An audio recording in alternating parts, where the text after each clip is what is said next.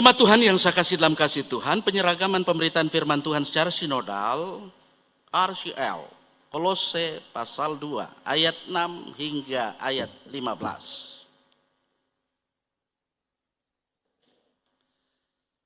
Firman Tuhan berkata,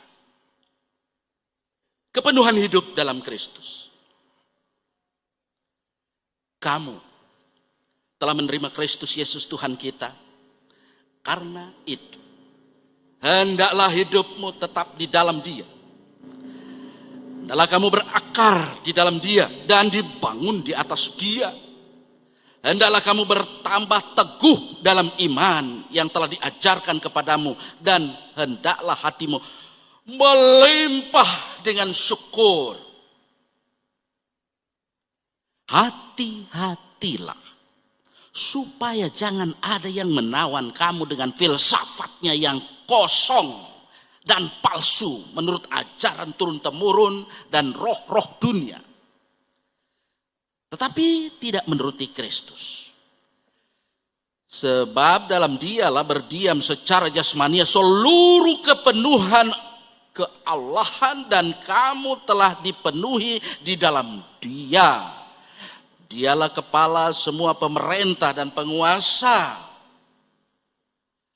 Dalam Dia kamu telah disunat, bukan dengan sunat yang dilakukan oleh manusia, tetapi dengan sunat Kristus yang terdiri dari penanggalan akan tubuh yang berdosa.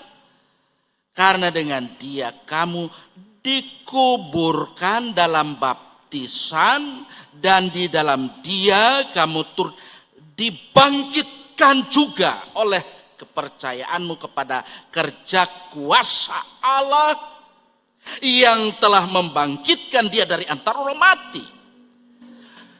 Kamu juga meskipun dahulu mati oleh pelanggaran-pelanggaranmu dan oleh karena tidak disunat secara lahiriah, telah dihidupkan Allah bersama-sama dengan Dia sesudah Ia mengampuni segala pelanggaran kita,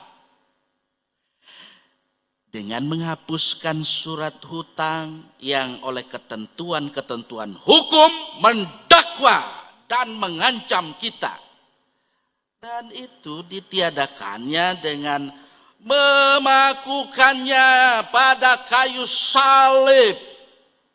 Ia telah melucuti pemerintah-pemerintah dan penguasa-penguasa dan menjadikan mereka tontonan umum dalam kemenangannya atas mereka.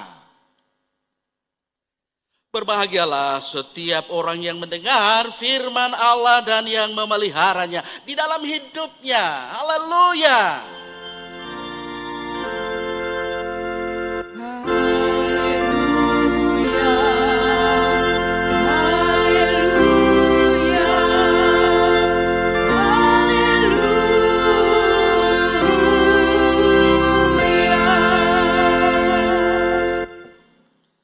Puji Tuhan, bersukacita kita semua di dalam dan bersama Tuhan. Hari ini kita boleh menyembah Tuhan, kita boleh memuliakan Tuhan. Soli Deo Gloria, kemuliaan hanya bagi Tuhan. Ya. Hari ini juga kita mensyukuri kasih Tuhan ketika ada 2 anak yang akan menerima sakramen baptisan kudus, yakni Ananta Belona Sambali dan Lisia Limantono. Keluarga dan saksi baptis yang tentu mengantar anak-anak ini supaya anak-anak yang ada boleh menerima meterai kasih Tuhan. Iya, meterai kasih Tuhan. Dan meterai kasih Tuhan itu satu kali untuk selamanya, bukan diulang-ulang. Ya. Puji Tuhan. Dan pada saat ini perikop kita berkata-kata, berbicara dalam kehidupan kita sebagai umat yang berkemenangan di dalam Kristus.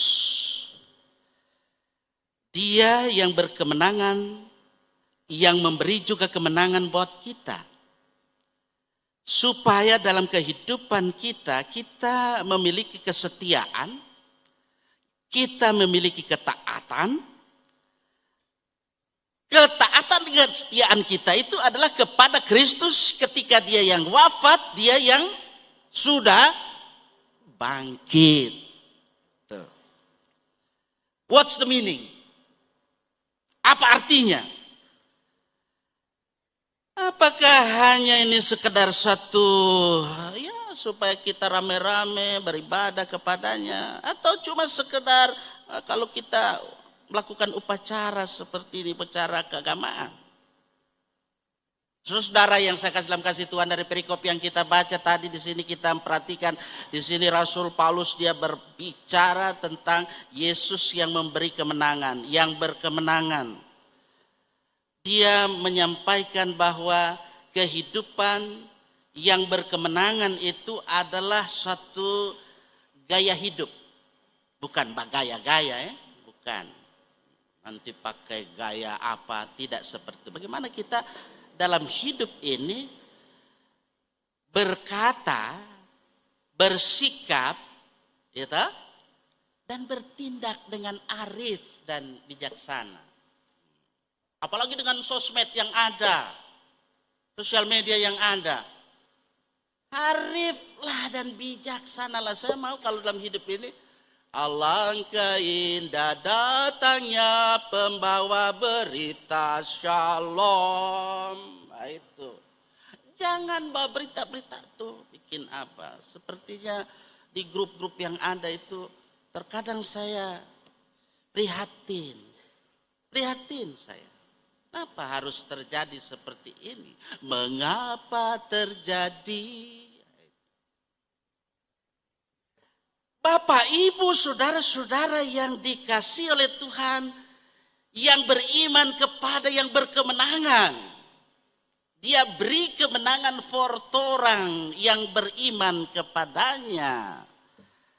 Dalam kehidupan kita ini, ketika kita membaca bagian perikop ini, di sini kita diingatkan oleh Rasul Paulus, karena ya pada waktu kita dibaptiskan dalam nama Allah Bapa, Anak dan Roh Kudus, maka pada saat itulah atau pada saat inilah ya, ketika anak kita akan dibaptis saat ini, dia mendapat bagian dalam kematian dan kebangkitan Kristus. Dahsyat, luar biasa. Karena itu kalau saya dengan menggunakan yel-yel biasanya supaya semangatnya ada, apa kabar? Bapak Ibu Saudara bisa menjawab, dahsyat, luar biasa, saya diberi kemenangan oleh Yesus. Saudara-saudara yang saya kasih dalam kasih Tuhan, perhatikan itu. Ketika di Kolose pasal 2:12 itu berkata-kata, berbicara. Sebab pada waktu kita dibaptiskan dalam nama Allah Bapa, Anak dan Roh Kudus, maka pada saat itulah kita mendapat bagian dalam kematian dan kebangkitan Kristus. Namun tentu hidup kita sebagai umat yang pastinya dibangkitkan bersama dengan Kristus itu bukan sekedar upacara agamawi semata-mata. Perikop hari ini berkata-kata bahwa Yesus yang bangkit, ketika dia bangkit, kita ada bersama Kristus, ini punya makna. Makna perubahan dari hidup lama menuju pada hidup baru. Manusia lama itu dibelenggu oleh perkara-perkara duniawi. Mereka hanya menuruti apa yang disebut dengan hikmat yang mengikuti kehendak daging. Tapi manusia baru itu mau mengarahkan. Mari kalau kita mau menjadi manusia baru, mau mengarahkan pikiran kita ya menuju pada pemahaman pada hikmat yang dari Allah, bukan hikmat duniawi. Hikmat duniawi itu selalu bikin kita jadi hancur. Pertentangan selalu. Tapi kalau hikmat ilahi, hikmat yang dari Allah kita miliki di kepala dan di hati, selalu ada membawa damai. Alangkah indahnya datangnya pembawa berita damai. Bukan nanti pandita saja bawa berita damai. Orang semua yang diberikan kemenangan, yang berkemenangan ketika Yesus yang bangkit. Dia membebaskan kita dari belenggu dosa, dari belenggu kuasa maut itu. Sehingga kita bisa berkemenangan. Kita harus bawa damai dimanapun kita pergi, dimanapun kita ada. Saudara-saudaraku yang saya kasih dalam kasih Tuhan. Sekali lagi saya mau katakan bahwa dalam hidup ini, bangkit bersama Kristus itu punya makna perubahan dari hidup lama menjadi hidup baru. Manusia lama yang dibelenggu oleh perkara-perkara duniawi. Dalam hidup ini banyak kali hanya mengikuti kehendak daging.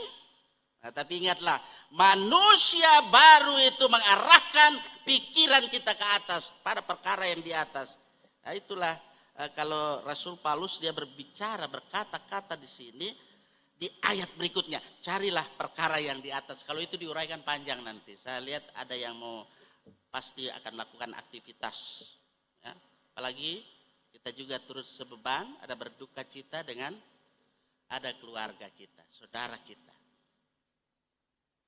Kita turut berduka cita untuk itu. Tapi kita percaya bahwa dengan berita sukacita firman Tuhan mengarahkan kehidupan kita pada Kristus yang duduk di sebelah kanan Allah. Apa yang disampaikan dalam statement ini Rasul Paulus dia berkata-kata memang ketika kita perhatikan ini seringkali ada yang salah mengerti, ya, misunderstanding,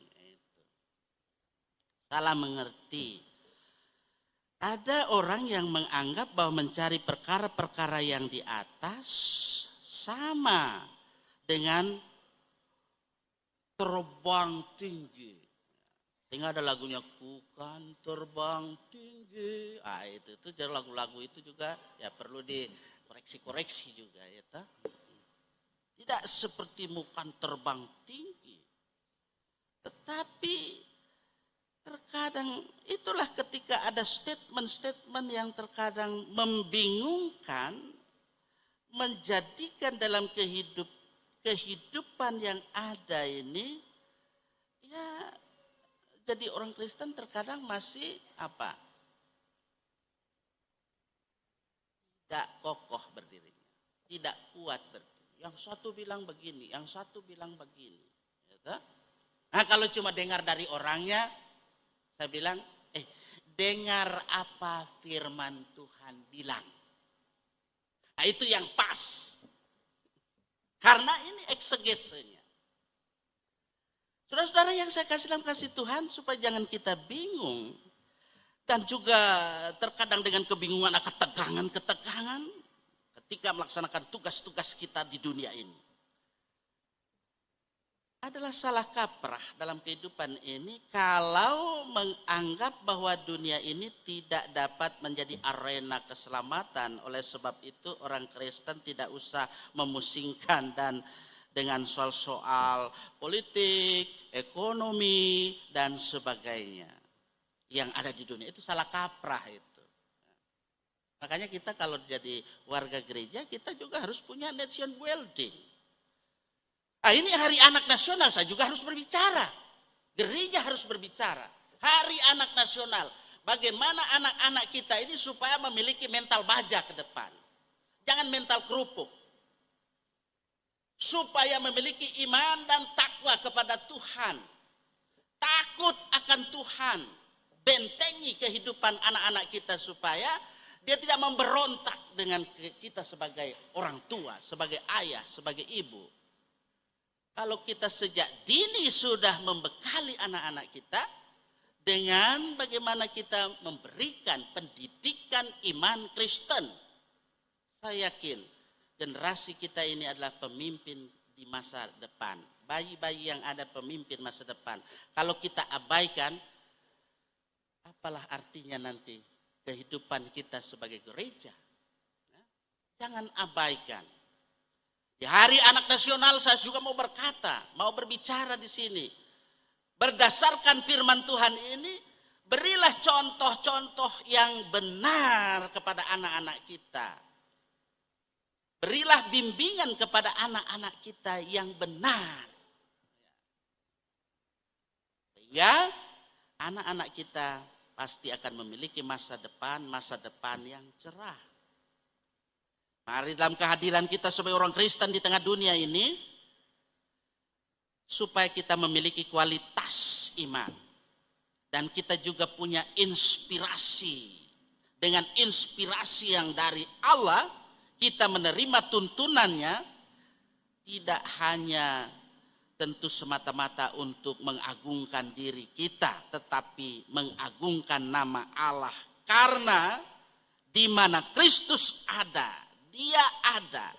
Artinya kehadiran dan keterlibatan kita dalam persoalan-persoalan konkret di dunia ini perlu selalu diilhami, perlu dituntun oleh kerohanian yang surgawi. Kerohanian dalam tanda kutip saya katakan, di mana Kristus ada. Hidup baru juga adalah hidup tersembunyi bersama dengan Kristus di dalam Allah. Kata tersembunyi kalau kita lihat di dalam perikop yang berikutnya itu, yang saya sebutkan tadi bahwa itu punya maknanya bisa dua. Pertama, hidup baru adalah suatu misteri. Boleh dikatakan itu satu misteri. Kita tidak bisa memahami, kita tidak bisa menjelaskan bagaimana Allah secara kreatif mendiami kepribadian kita untuk merubahnya dan mengisinya dengan kuasa yang menyucikan dan mencipta ulang. Namun, kita bisa mengalami dan kita bisa mengetahui fakta kehadirannya. Jika dalam hidup ini, kita menempatkan diri kita di mana Kristus ada. Kedua, hidup baru itu adalah bagaimana dalam kehidupan ini kita senantiasa ada rasa aman, nyaman. Ia terlindung, ia terjamin dari ketegangan dan tekanan hidup duniawi. Juga kita akan aman dari kerusakan moral. Ya. Ada berapa banyak yang mengalami dekadensi moral, degradasi moral, bahkan degradasi iman. Karena apa? Tidak menempatkan diri pada bagaimana di mana Kristus ada. Supaya jangan sampai terjadi kerusakan moral. Anak-anak kita ini kita bekali terus dengan pendidikan iman Kristen. Supaya mereka ini kita berikan contoh teladan yang baik. Dalam hidup ini kita tidak tergantung pada ketahanan manusiawi semata-mata, melainkan tergantung kepada Allah.